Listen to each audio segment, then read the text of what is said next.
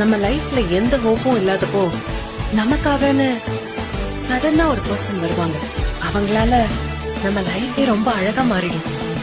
ஒரு கணம் ஒரு போதும் தெரியக்கூடாது, என் உயிரே நீ அழுகக்கூடாது.